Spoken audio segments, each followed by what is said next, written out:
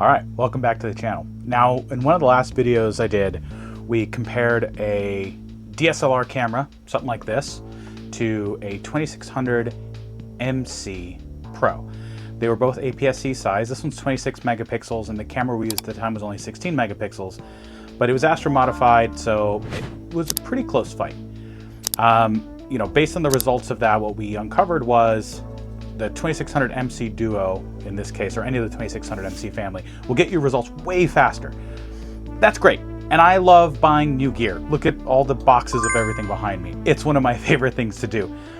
But I also like to make things do things they weren't intended to do, or make things perform in ways that they weren't originally intended. Now, in my understanding, basic understanding of CMOS sensor technology, which is what these, most of these cameras are, is the main differences are like backside illuminated, front side illuminated. So you can get DSLRs that have a sort of similar illumination to the dedicated astrophotography cameras. So that's not really a big difference. There's the quantum efficiency. There is that difference in sensor technology as it gets better, but really the big difference between these two here is that this one cools and this one does not. Now, I'm new to YouTube, so I shoot stuff out of order sometimes, but you saw the thumbnail, so you know where this is going. What happens if we cool the DSLR? Wow. And that's what we're trying to do here. So this is a module, a thermoelectric cooler tech module that I got off Amazon, and I'll include links down in the description, which are like affiliate links, that cost me, I think it was $15. And it has a USB port on the end, like this, you can see here. And what this does is it passes electricity through a piece of silicon that's designed in a very specific way. And one side gets really hot, so you have to cool that off, and the other side gets really cold. Now, this is the same technology that's in one of these cooled astrophotography cameras. Now, these are purpose built, and so these can get really cold. We're talking like negative, it'll go 30 degrees Celsius below ambient temperature. I don't think we're gonna get anywhere near that with this, but based on those results of that first video that we did with DSLR versus OSC, we saw the sensor temps on here that were reported by the EXIF data, which there's a lot of forums going back and forth on whether that's actually the sensor temperature. I'm happy enough with the data I've seen that says, yeah, that is pretty accurate to the sensor temperature. We saw on this camera, originally unmodified, that the sensor was getting up to like 103 degrees Fahrenheit, and that was on a night that was like 60 degrees outside. So I think that, I wanted to see if we could cool it. I'm gonna overlay here a time lapse of what it was like to do.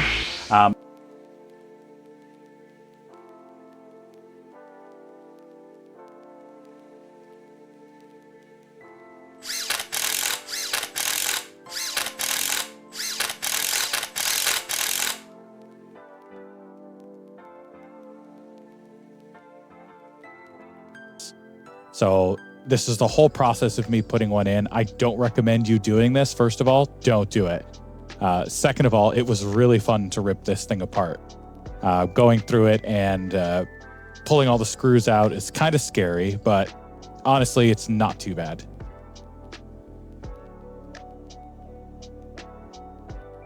Once we installed the cooler to the back, we had to remove the screen and the glass that hold, behind the screen.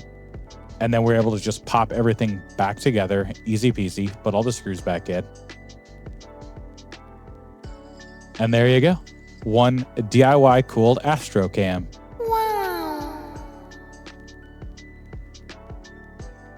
Let's get this thing out under the night sky. And this is now what the camera looks like. So you can see I used some gaff tape to sort of cover up some of these. I also used gaff tape to cover up the viewfinder. This was an old trick that I learned when I first got into astrophotography on these DSLRs. The viewfinder is a really easy way for light to get into the system, so you want to make sure to cover that. So I covered that up, and then I just used some gaff tape to make it look a little bit cleaner. But yeah, so I took this camera, and when I first did the mod, I bench tested it. So I plugged in the cooler and I plugged this into the computer that I use for astrophotography, and I just started shooting some images. So let me go through some of that data. the DSLR temps I have here, I took 6 images with the cooler on and 6 images with the cooler off. The room was 73 degrees Fahrenheit, and the images were 240 seconds long. So the first image let's start without the cooler. Without the cooler, it was actually 71 degrees because I did that one later. And so without the cooler on, the image temperatures were 67 degrees Fahrenheit for the first image. Then it went to 81, 85, 86, 88, and 88 again. That was after basically 24 minutes of having the shutter open. With the cooler on, and the temperature was a little bit warmer, it was 73 degrees. With the cooler on, no pre-cooling, so I just turned it on and started shooting images. The temperatures were 67, 68, 67, 67, 67, 67. And that was after 24 minutes. More importantly than just this like raw temperature data, I went through, and I'll put some of the images up on screen now of what this was just with the cover on the telescope. So it wasn't actually, no light was coming in. With the images, with the cooler unplugged, the max, average, and standard deviation of what should have effectively been a black screen, on the hottest image, the max pixel value got to 121. This is for a small central square. You'll see in the images the small square that I chose, and I used the same area of the image for all of these results, all of these readings. So on the unplugged TEC, so no cooling, after 24 minutes, the max value was 121. The average was 10.5, and the standard deviation was 11.8. For reference, you want all these numbers to be as small as possible. Once we turned the cooler on, or with the cooler on, we saw those same readings in that same area of the image. The max was 65, so it was basically half the maximum pixel value. The average pixel value was only 2.8 versus the 10.5, and the standard deviation was 5.7 versus 11.8. So the standard deviation is like sort of the range of pixel values. You want that number to be small. The average, obviously you want that to be small because it should be black, and the max, you want that to be small as well. So what we're seeing here in just this data from the initial testing is that the cooler is working, not just in this EXIF temperature data that I'm getting in the header through APT, but also in the values recorded from the images that we're getting. So with that, I wanted to put the camera under the night sky and shoot the Veil Nebula again. And so we did that. And I think I'm going to share that image now. This is a stack. So actually, for reference, this is the image from the cooled ZWO one-shot color. Actually, I lied. This is the image from the DSLR with, I think, 33 exposures at 240 seconds. Like, I tricked you, because this legitimately looks like it was taken by an astrophotography camera. Now, the moon was being very nice. It was very low. There was not really any clouds. It was the same filter.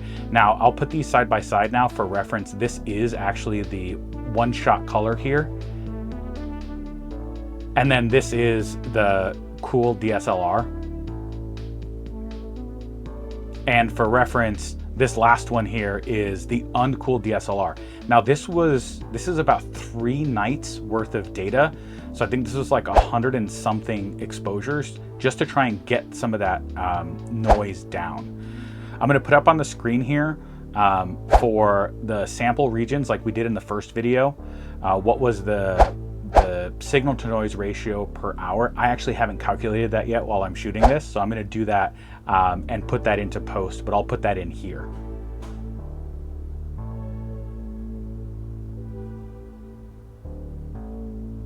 So there you have it. With $15, a screwdriver, and an old camera that you don't mind if you accidentally destroy it. These things they are delicate, right? They're not, they're delicate pieces of equipment. You can get results that actually come close-ish, or a lot closer than they should, to a professional cooled astrocam. So then, oh, well, why even get one of these astrocams? Lots of reasons. The TEC cooler gets a lot cooler. It gets cold. It doesn't just cool it off. The support for these devices within, you know, Nina and all of that is way better than DSLRs. DSLRs, you have to use like some older software to run them to take astrophotography images. It's kind of rough. I don't know what it's like for newer DSLRs, but I know that for this one, I had to use APT, which is not as versatile as something like Nina, which is a great piece of software if you're using a Windows computer to control your astrophotography rig. So these, you know, semi-pro astrophotography cameras definitely are worth it. But if you're just getting started and you have a DSLR and you're a little bit handy, you can get you can get a lot of use out of one of these old DSLRs. I saw in some of the comments of like, oh, it was an unfair fight because, you know, this is a camera that's meant for, you know, daytime imaging and this, that, and the other. Look, sensors are sensors are sensors. You know, these sensors capture photons. You know, this one had, the DSLR had a UV IR cut filter essentially that's really aggressive, that's baked into it. And I took that off myself, which is another really intense process you probably shouldn't do. But it's a sensor, right? All it's the main difference between these, one, this one's a lot newer and has a lot nicer camera technology. But really the big difference here is this one's cooled. And if you add a cooler to something like this, which nowadays is really cheap, I think you can get results that are quite surprising. And honestly, I'm gonna use this one a little bit more. I'm gonna take it out. I wanna finish this, this image of the Veil Nebula. It's been really fun to shoot with this because I kind of like hearing the clicking sound of the shutter at night while I'm, you know, working on my big imaging rig and trying to do really crazy stuff. It's kind of nice to hear this thing clicking away and knowing that this camera that, you know, somebody probably would just donate to Goodwill is out here capturing these photons from these super distant things. And it's getting sort of a new lease on life. So for Deep Sky Labs, I'm Francisco. Thanks for watching this. Stuff like this, like I said, really excites me. This is why I wanted to call the channel Deep Sky Labs. I want to run experiments like this. Make sure to subscribe if you haven't already. It really helps small channels like myself out. Yeah, I want to see how far we can push this DSLR. I'm going to have to rename it to Deep Sky Labs Research Camera instead of DSLR camera. So thanks for watching and clear skies.